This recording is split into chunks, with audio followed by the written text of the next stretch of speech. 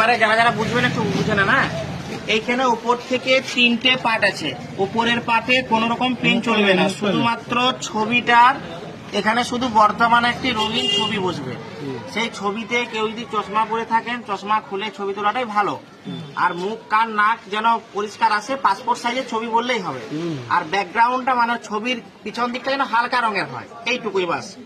এবারে উপরের দিকের যে ফর্মটা আছে, এইদিকে কিছু ফিল আপ নয়, এদিকে প্রশ্ন, এদিকে উত্তর। এদিকে আমরা লিখবো, এদিকে হচ্ছে 2025 সালে মানে এখন বর্তমান আমার হাতে যে ভোটার কার্ড আছে সেই তথ্য দেখে দেখে ফিল আপ হবে। এইখানে তারিখ মাস বছর যেমন ভাবে আছে ওই ভোটার কার্ডও ওইরকম ভাবেই আছে, ওইরকম ভাবে লিখলাম। আধার নাম্বার ঐচ্ছিক, ওটা করতেও পারেন নাও করতে পারেন। কারোর যদি আধার কার্ড নাম্বার থাকে দেবেন, না দেবেন কোনো অসুবিধা নেই। মোবাইল নাম্বার কিন্তু মাস্ট চাই, এবং যেটাতে ফোন ঢুকবে সব সময়ের জন্য সেরকম একটা মোবাইল নিয়ে বাড়ির 4জন 5জন 6জন পর্যন্ত দেওয়া যাবে। এবার হচ্ছে পিতার বা অভিভাবকের নাম, ওখানে যার নাম আছে তার নাম দিতে পারেন বা বাবার নামও দিতে পারেন। এবারে কোনো মেয়ের যদি বিয়ে হয়ে যায়, সে বাপের বাড়ির বাবার নামটা দেবেন, শ্বশুরের নাম হবে না। শ্বশুর বাড়ি শুধুমাত্র স্বামীর নাম হবে, তার জন্য আলাদা ঘর আছে। স্বামী বা স্ত্রীর নাম, যদি তার বিয়ে হয়ে থাকে মেয়ের হলে স্বামীর নাম দেবেন, ছেলে হলে স্ত্রীর নাম দেবেন। এটা কিন্তু লাগবে বিয়ে হলে, না হলে লাগবে না। আর তার ভোটার কার্ড থাকলে ভোটার কার্ডের নাম্বার লাগবে। আর এখানে মায়ের নাম লাগবে, মানে মায়েরটা হচ্ছে মেয়ের যে বিয়ে হওয়া মেয়ের ক্ষেত্রে বাপের বাড়ির মা, শাশুড়ি নয়, ঠিক আছে? সবকিছু হচ্ছে বাপের বাড়ি। ছেলের ক্ষেত্রে তো মা একটাই, মানে যা হবে সব হবে বাপের বাড়ি। শ্বশুর বাড়ি শুধু স্বামীর নামটাই থাকবে, আর কারোর নাম থাকবে না।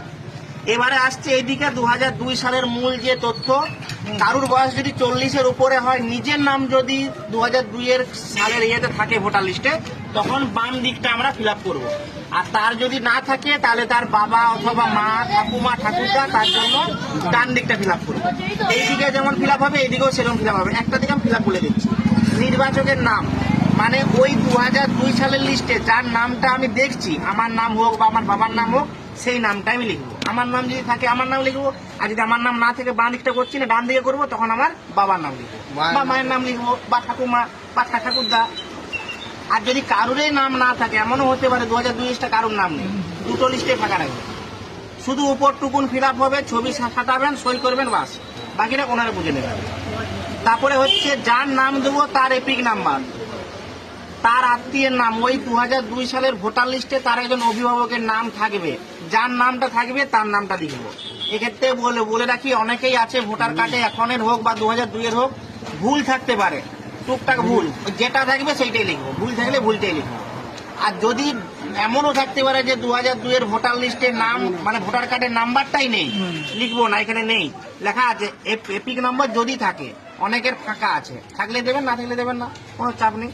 এবার আত্মীয়ের নাম দিয়ে দিলাম। আত্মীয় সম্পর্ক, মানে যার নাম 2002 দিচ্ছি তার সাথে তার যে আত্মীয় আছে, মানে তার যে অভিভাবক আছে, তার সাথে তার কি সম্পর্ক, এখানে আমার কোনো রোল নেই। মানে আমার ধরুন 40 বছর বয়স নয়, আমি এখানে নাম দিচ্ছি আমার বাবার, তাহলে আমার বাবার অভিভাবক হবে আমার ঠাকুরদা, তাহলে বাবার সাথে ঠাকুরদার কি সম্পর্ক সেইটা লিখবো। হয়ে গেল। এবারে জেলা, রাজ্যের নাম, বিধানসভার ক্ষেত্র।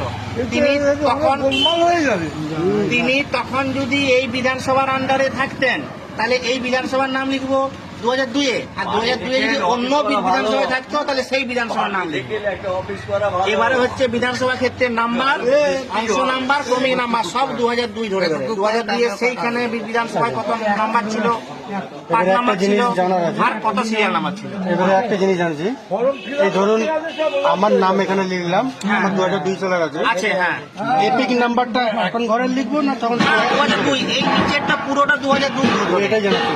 আচ্ছা, উপরটা 2025 ধরে বাবা মায়ের যখন নাম লিখবো তখন তাহলে 2002 সালের এপিক নাম্বার লিখবো? হ্যাঁ, এপিক 2002 লিস্ট ধরে যার নাম আছে তার নাম লিখবো।